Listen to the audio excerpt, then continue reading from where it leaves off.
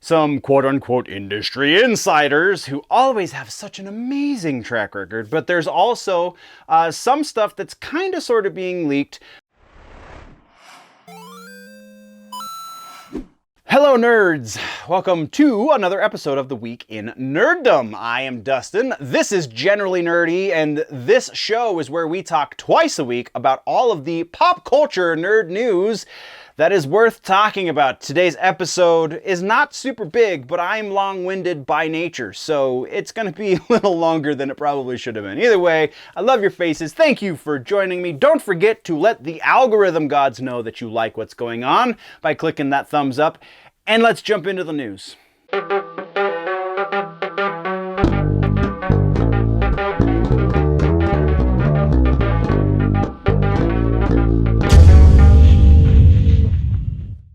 Housekeeping for today's episode. So I need to apologize starting things off in housekeeping because I got my dates mixed up last week, and we didn't even talk about it last week because I thought I would be able to do it today, and today is kind of last minute, so I apologize. But there will only be one episode this week because I have concert plans, actually. I will be going to two concerts, one of them being tonight as you're watching this, going to see Alanis Morissette, and then I will be seeing on Saturday, which is going to change the day job schedule and things in such a way that I cannot do the second episode this week. I also will not be doing the weekly stream. Though I could do a kind of last minute stream on Saturday, Sunday, sometime.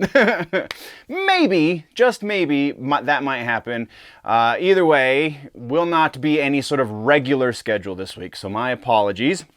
I'm seeing Van Morrison and Taj Mahal on Saturday, so there's that. So that being said, that is the specialty housekeeping for today's episode. Once again, not a sponsor, but brought to you by energy drinks, baby. Rowdy, sour green apple, sugar-free, good stuff. Yeah.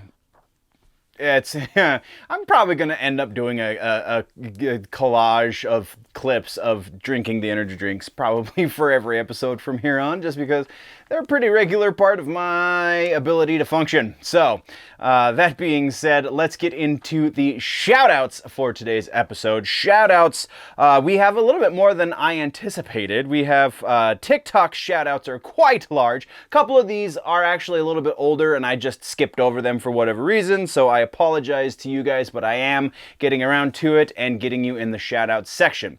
Shoutouts for today. We're talking TikTok. We have bigboy.co. We have Harrison 2.0. We have Dixon Her. That's real original, bro.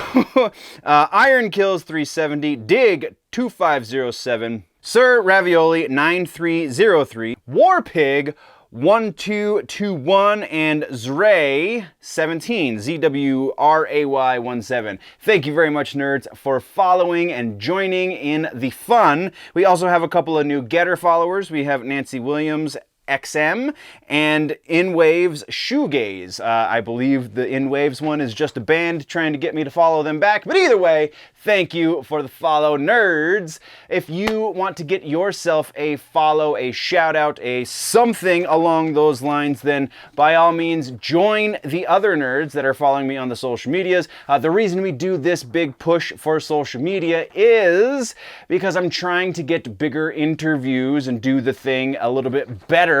In order to be taken seriously, I have to have a few more followers and such. I do have a decent enough listenership, so once again, Nerdy Legion, thank you very much for tuning in like you do, because you guys are a big part of the reason why my listenership is at a respectable level. So big shout outs to the guys over at Nerdy Legion. The Nerdy Legion Podcast Network, nerdylegion.com, all of the things. Yeah, you guys rock. So yeah, that is our social media push. You know, look for Generally Nerdy. The Nerdy Ninja is the logo. That is where you'll find me. All of that being said, there is a little bit of a silver lining to the piece at the beginning of the housekeeping section, in that now I have an extra week to promote the stream theme, our stream theme for the next official stream. So if I do a stream between now and next next Wednesday, it will not be considered official. It will just be a last minute, I'm throwing something together kind of situation. So our stream theme for the next official stream is going to be food service worker gripes. I have been in the restaurant industry for over 20 years, unfortunately, and so I have a few of them myself. I do encourage any one of the listeners or watchers or whatever who want to join on Twitch, twitch.com/generally_nerdy with 2 N's. That is where we do the streams for the moment, at least, and that is where you can join in the chat and we can talk about some crazy food service worker things. Honestly, there's over the last couple of years at my current restaurant, there's been a bunch of new ones, which I didn't think was possible at this point. So that being said, that is what we have for housekeeping. Now let's move into the news.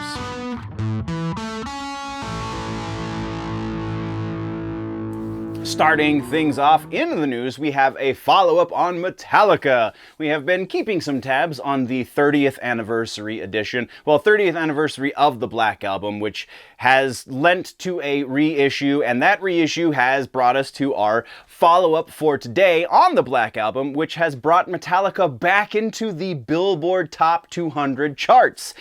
All the way up to number 9. The Black Album has consistently been a top seller, but not necessarily Billboard 200 top seller since its release in the 90s. It was 90. Wow, 91. Oh, Black Album reissued from 91 on this past September 10th, and again brought the boys back into the top 10 even. Number 9 position for a record that is 30 years old. So big congratulations there. That's pretty awesome. We do have one tour piece to get to, and that is Ghost and Volbeat. We keep tabs on these bands, even though I don't necessarily listen to them, so I'm not a big endorser of this tour necessarily. Volbeat is fun, but I don't know if they're enough to go see a tour. Not a fan of Ghost, even slightly, but January 25th is where this tour kicks off. It is going to be kind of a continuation for Volbeat, and it is just basically Ghost taking over the headlining slot and Volbeat being the quote-unquote co-headliner. January 25th, Reno, Nevada through March 3rd in Anaheim, California. Their support is going to be Twin Temple, who is currently on tour with Volbeat, kind of. They're on some of the support dates, not all of them. It looks like for the Ghost leg of the tour, it will be for all of the dates. If you want to get tickets because you do dig Volbeat enough to suffer through Ghost, or you just don't want to stick around for Ghost, then you can find a link down in the description for tickets there. That is our only tour update. We do have a couple of not necessarily cancellations, just negative things. Well, no, one of them is a cancellation. I'm getting ahead of myself. We have some COVID updates. The coovy is back-ish. Killswitch Engage bass player Mike D'Antonio has been diagnosed, as well as Mudvayne vocalist Chad Gray. Both have been diagnosed with the coovy. Killswitch Engage is continuing on their tour, so they will not be canceling dates. They have their bass tech is standing in for Mike, though Chad Gray being the voice of Mudvayne and these being their reunion shows kind of put a monkey wrench in the works, and so they are going to be canceling their next show, though not the last 2 from the sounds of it, though hopefully Chad gets well soon. That is all we have there, and we're going to move into our final piece of music news, and this is more of the things that I really don't like talking about, but we're going to do it anyway.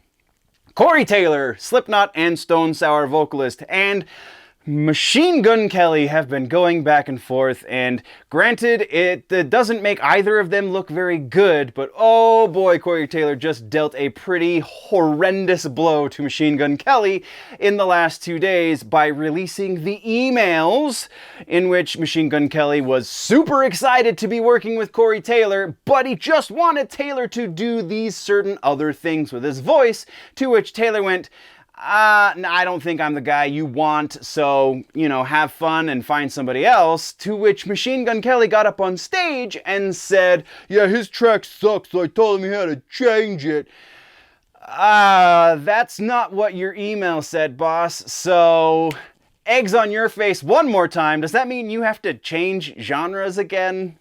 Yeah, so it's just a little bit of ridiculousness going on right now. A little cattiness in the rock and roll world, which is weird because Machine Gun Kelly makes this weird, like, pop punk garbage, and Corey Taylor is in one of the best metal bands and also one of the best hard rock bands in the world, so...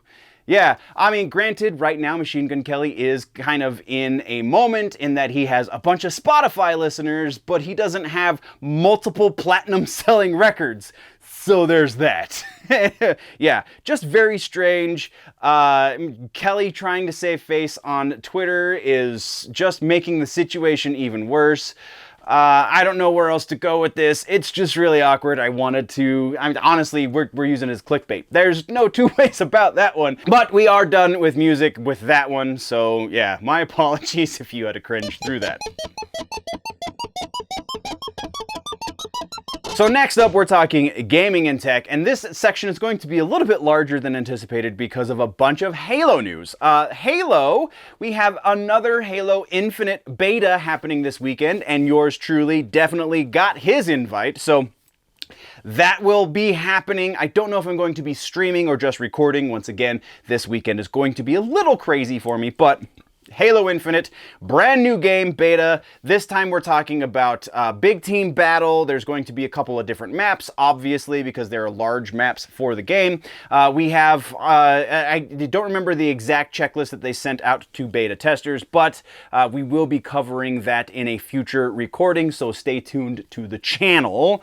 Also, with this announcement, and as we gear up for the release of Halo Infinite, we also have the announcement that Halo Master Chief Collection Season 8 is going to be the final proper season for the Master Chief Collection. There will be a few updates in 2022, but they will not be on a large enough scale to qualify as new seasons. It's just basically going to be balances, the final farewell to Master Chief Collection before they focus all of their efforts on Halo Infinite. And then jumping back into Halo Infinite once again, aside from the new beta, we do have updates on exactly how the XP system is going to work, at least for multiplayer. So XP is not exactly going to be based on performance per se. It's not going to be a traditional performance-based XP system. You will still have to perform in order to earn XP, but you will not just get experience points by default. You have to go through what they're calling daily and weekly challenges.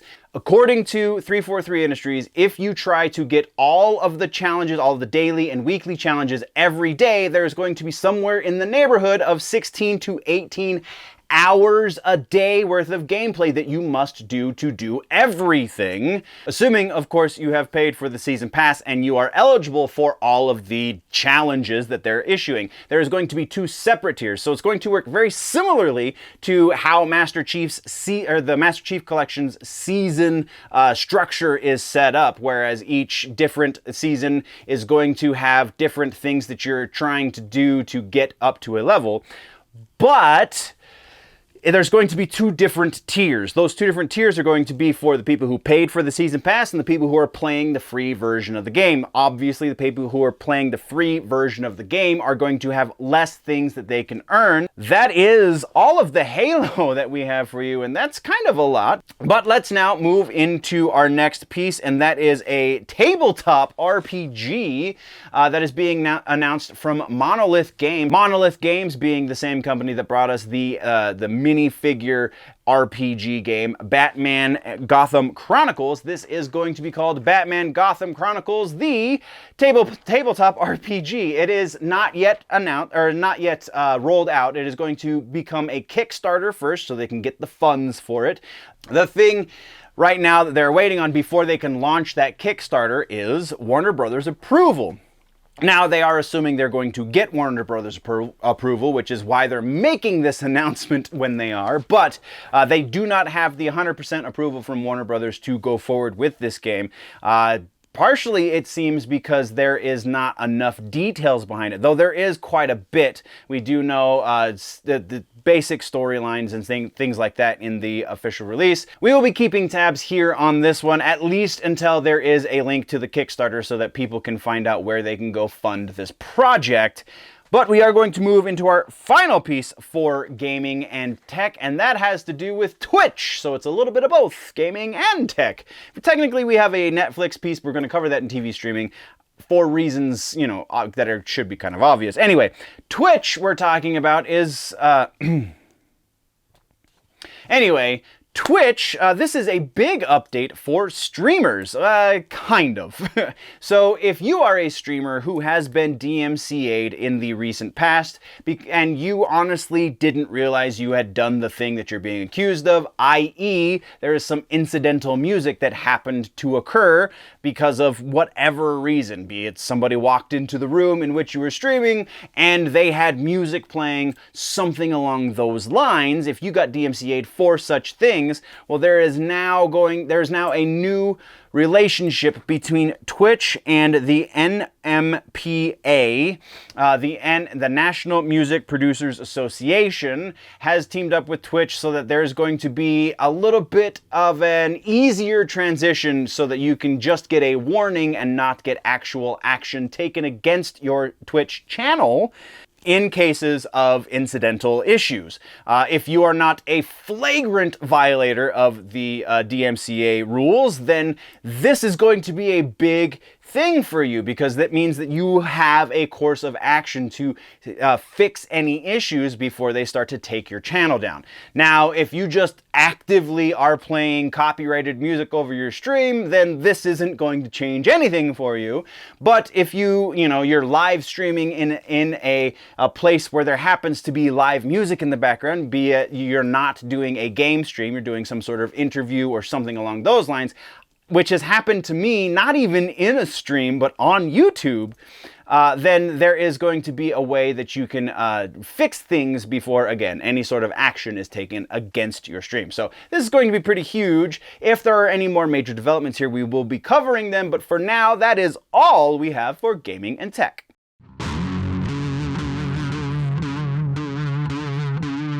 Comic books and books is our next section. We have a follow-up on the DC Future State books that are going on right now. We have word that there's going to be another new Joker. This time it is going to be written by Dennis Culver. He teased it on Twitter. We got an image, which you should be seeing on your screen right about now. And let's take a little bit of an aside real quick. Okay, reasonably nerdy caps on at the ready.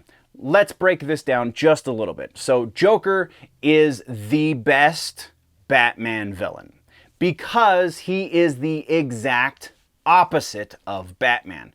Now, in the larger DC universe, he is still a pretty good villain, though probably not the best under those circumstances.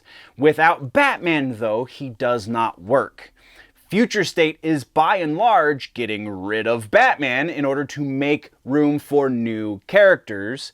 We don't need those new characters to all be mirror images of characters that already exist. If that's the case, why get rid of the characters that already exist? Why not just write new stories for them? This is a waste of all of our nerdy time. And I guess that's where I'm going with that. So, reasonably nerdy caps off. We're going to move along because that's just a little upsetting. Next, we're talking about a new book from DC. This is going to be a proper graphic novel. Beast Boy Loves Raven just got a new trailer. You can find the link down in the description. Release date for this book is going to be next week, September 28th. If you are a big fan of those two characters, or just the Titans in general, it looks like this is going to be a pretty decent read, though it does appear to be tending a little more towards the YA fiction and a little less towards the general audience of comic books. So go in with that in mind, assuming, again, you're going to read this book anyway. We have another Buffy update. This is another new book from Boom Studios. This time it's Old Woman Buffy instead of Old Man Logan. Get it? Anyway, so Old Woman Buffy is not actually going to be the name of the book. It's going to be called Buffy the Last Vampire Slayer. Issue number 1 will be out sometime this December. It is a dystopian future, a post-apocalyptic crazy, just like you would expect. And we get Buffy Summers as a 50-something-year-old woman dealing with that. Seems like it could potentially be interesting. There has been a lot of hate from the nerd community. Understandably so, because with the popularity of Old Man Logan, basically everyone is getting that. Dark Knight, I think, was the very first. Dark Knight Returns was the very first comic that kind of covered similar ground. This time it seems like it's just a little excessive, though there is that thin possibility that they could make this amazing. Only time will tell. I do reserve the right for my first impression, so we will see how this book launches and then kind of make judgments from there. That being said, we have one more piece in Comic Books and Books, and this one comes from one of my absolute favorite authors, Chuck Palahniuk.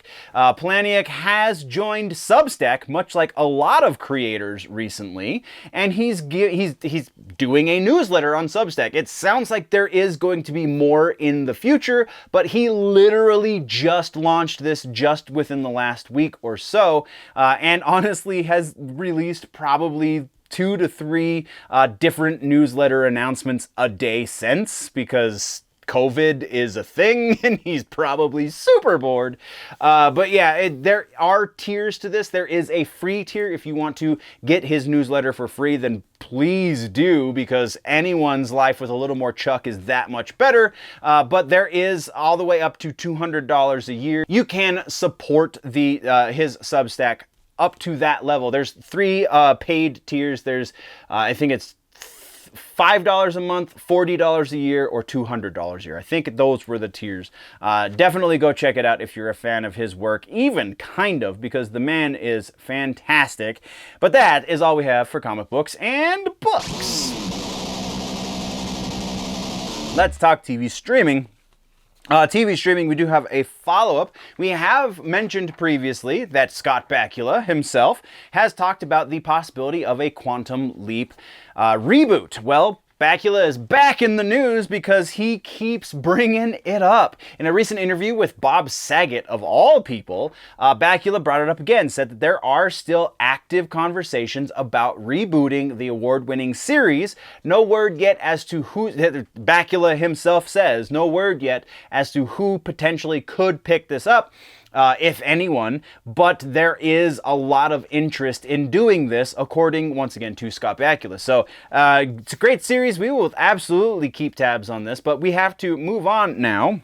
So next, we're going to talk about a new trailer for a Hulu series about Hitmonkey. Hitmonkey, the Marvel comic book, is getting its own series. It will be released in its entirety November 17th.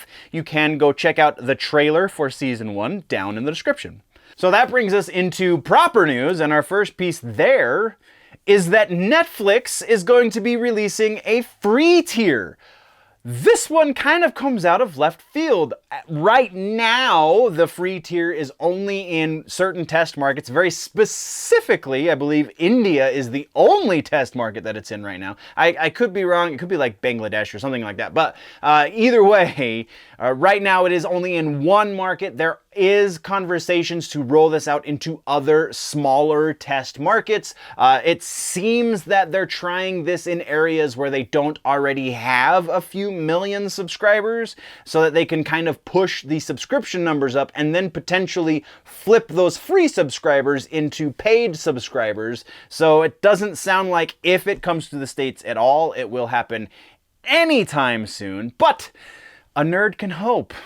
Also, there is no word what this free tier for Netflix is going to entail. Is it going to be severely limited? Is it going to be a regular Netflix subscription just supported through ads? None of those details have been made public just yet. And then our last piece of TV streaming news, unfortunately, has to do with the Emmys. Nobody watched the Emmys, though we do have to give a real quick shout out to the folks over at The Mandalorian for proving all of our nerdy points by winning 7 of the 24 nominations that they were up for. Those 7 being, I'll include a list in the description.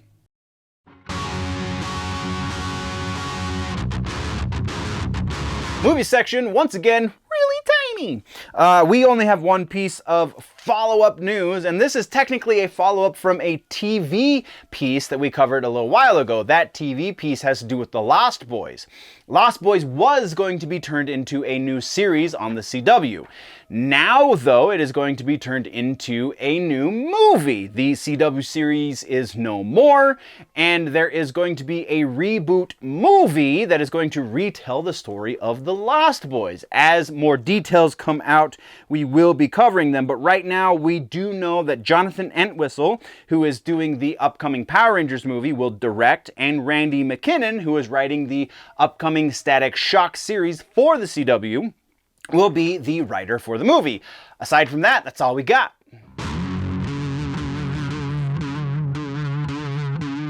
So starting things off, in the rumor mill, we have it's a number of rumors, and we're going to boil it down to 3 separate rumors. They're coming from some quote-unquote industry insiders who always have such an amazing track record, but there's also some stuff that's kind of sort of being leaked from the review screenings of Venom 2. So this is Venom, Spider-Man, all of the things therein. So our first rumor has to do with Venom's appearance in Spider-Man No Way Home. So recently there was a Twitter post from Tom Hardy, or it might have been Instagram, from Tom Hardy where he's wearing a hat. That hat says Spider-Man No Way Home, and it is the cast and crew hat that only the cast and crew on that movie got. The image was quickly taken down. Now, is it entirely possible that Tom Hardy knows somebody on the cast or crew and wore their hat? Absolutely. But the rumor sphere is going crazy there. So that's telling people, oh my gosh. And like I said, a number of rumors sprung up from this, saying that Tom Hardy was going to be in Spider-Man No Way Home, at least in some sort of post-credit scene or something along those lines. So then the next rumor that we're boiling this down to is that we're going to see the Doctor Strange and or Spider-Man in Venom 2 in a post-credit scene. Now, the genesis for this one is the recent screeners for the review issue of Venom 2. There is a post-credit scene. Before the movie started, Tom Hardy got up in front of the screen with a microphone. They did the thing where they talk about the stuff and the hey. And as part of that, Hardy said, hey, so there is a post-credit scene. Please do not talk about this anywhere. And of course, what do people do? They go talk about it wherever they can. So it seems that in that post-credit scene, according to some quote-unquote insiders and or leakers, that there is some sort of tie to the multiverse in Venom 2. And then our final rumor is that the actual face-to-face for Spider-Man and Venom is going to happen in the 3rd Venom movie and not in a proper Spider-Man movie. All right, so the first rumor being that Tom Hardy's Venom is going to show up in Spider-Man No Way Home.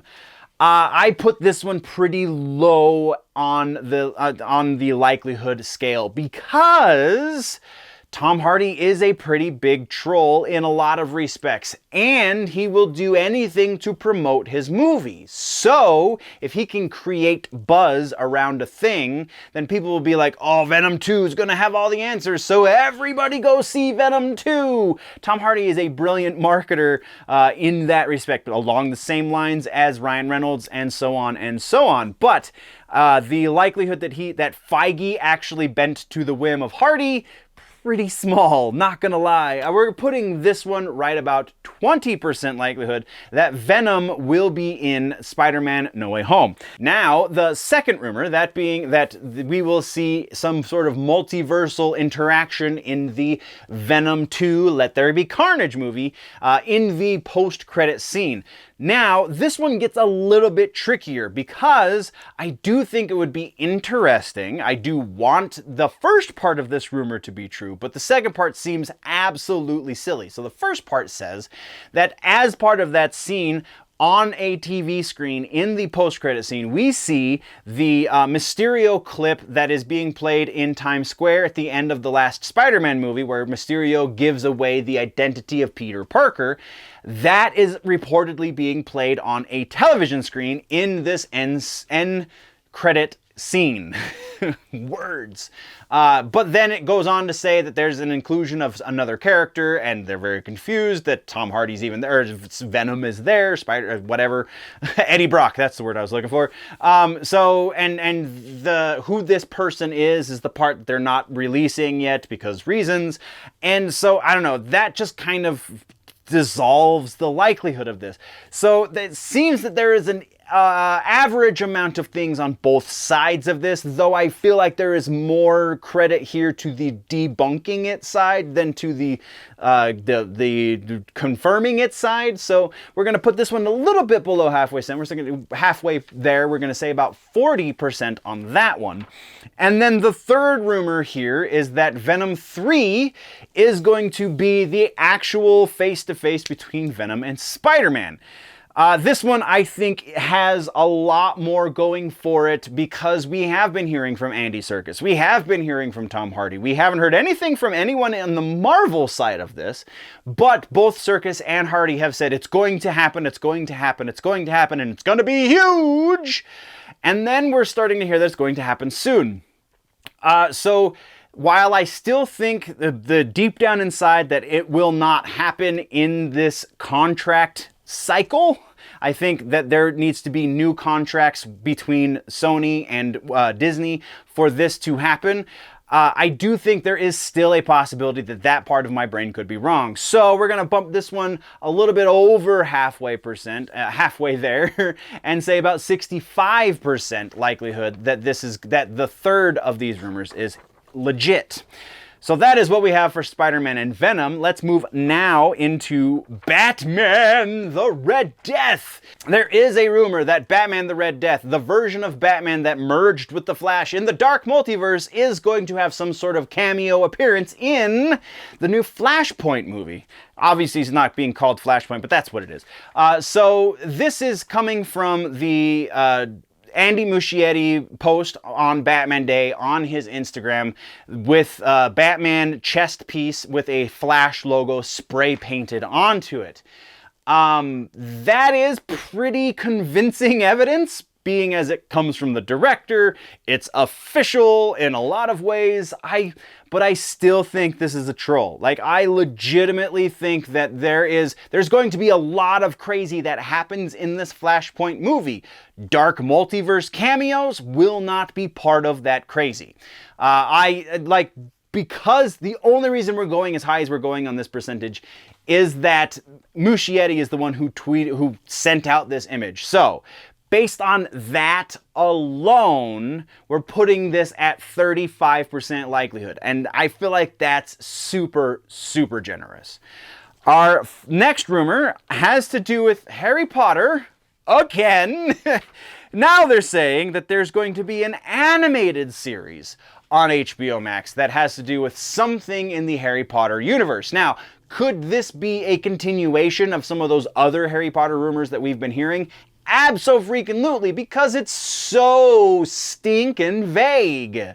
The vagueness of this is kind of the only thing that it's got going for it. And, you know, Warner Brothers trying to increase the amount of content they have on their streaming platform also doesn't hurt. But Harry Potter is a difficult fish to fry, if you will. So the likelihood that we're going to be, and also the source for this is not the greatest. If I can get this from a better source or somebody else, even not a better source, but just multiple sources, that would help this a lot as well. But because of all of those things and just the craziness that is the Harry Potter IP right now, I honestly can't go, and this I feel like is pretty accurate. If we see this in the next 2 years, I'll be a little surprised, but not that surprised. We're going about 40% likelihood on this one as well.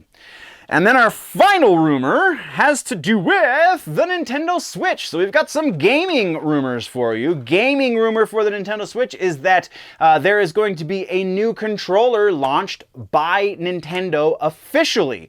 That rumor says that this could be a Nintendo 64 style controller for the Nintendo Switch. I'm gonna squash that right now. So we're gonna break this actually into two separate rumors. Is Nintendo developing a better controller for their console? Probably. I mean, their Pro controller is kind of perfect. Actually, no, the GameCube version of their controller is absolutely perfect. Their Pro controller is pretty dang close to perfect. So why they would need to do another official controller style, I don't know. Maybe it's a nostalgia thing. That's slightly possible, though I don't think that's super likely. Is it a more an easier controller to use for casual players? That I think is the direction they're going, if this is to be believed. So are they developing a new controller? I'll say yeah, about 75% likelihood that there is actually a new controller in the works. Is that controller a Nintendo 64 style controller? No. No, it is not. 15% likelihood that it is a Nintendo 64 style controller, because that is by and large regarded as the worst Nintendo controller ever. If somebody develops such a thing for the Nintendo Switch, it will not be Nintendo. It will be somebody who does these kinds of things as cash grabs already, and not Nintendo, because Nintendo's going to develop something of quality for their audience. Generally speaking, that is their rule of thumb. So all of that being said, that is what we have for the rumor mill. And also the end of the episode. So what did I miss? What should we talk about in the next one? Let me know in the comments down below. If though you want to go deeper into the conversation, jump over to the website, generallynerdy.net, patreon.com/generallynerdy if you want to get more behind the scenes stuff. You want to get back episodes on the audio podcast, because only the recent 3 episodes exist on the audio feed, which is now just the Generally Nerdy podcast on anywhere you find the podcasts. Then you can do that on the Patreon. So, oh, that is a lot of words, and I have spoken a lot about a little today, so thank you very much, nerds, for joining me on another episode of the Week in Nerdom. Over to this side of my face, you should be seeing stuff that you can click or tap so you can see other things going on the channel. The channel is in the middle of some restructuring, so keep your eyes there. Don't forget to subscribe and let the algorithm know you like these things on which I try and talk to you about. That's words that make sense, I think. So yeah, thank you very much, nerds. Before we go, always remember that if it's generally nerdy, it's probably here.